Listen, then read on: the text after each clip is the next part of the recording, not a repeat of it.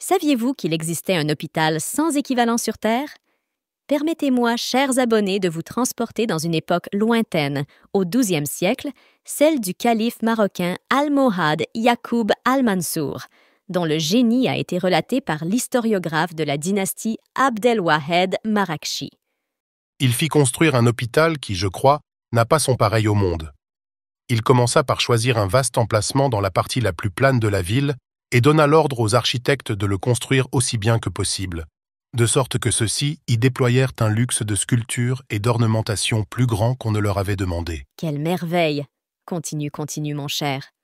Il fit planter toutes sortes d'arbres d'agrément et d'arbres fruitiers. L'eau y fut amenée en abondance et autour de toutes les chambres, en outre de 4 grands bassins situés au centre de l'établissement et dont l'un est en marbre blanc.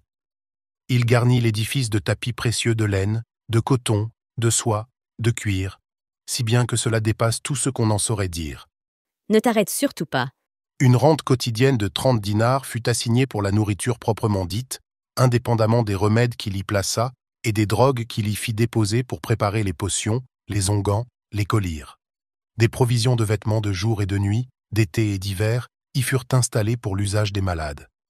Après sa guérison, le pauvre recevait, en sortant, une somme d'argent pour vivre jusqu'au moment où il pourrait se suffire. Aux riches, on remettait son argent, son bien, ses effets. En effet, le fondateur n'en restreignit pas l'usage aux pauvres à l'exception des riches. Au contraire, tout étranger tombé malade à Marrakech y était porté et soigné jusqu'à son rétablissement ou à sa mort.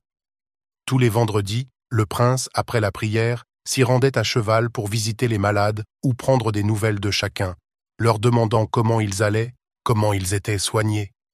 Il garda cette habitude jusqu'au jour de sa mort.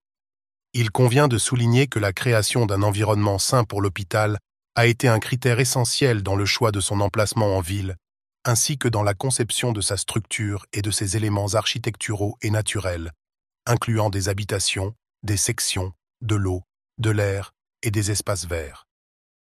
Le génie marocain depuis des siècles. Et oui, c'est comme ça et pas autrement. C'était l'hôpital d'art Al-Faraj, ou Maristan de Marrakech.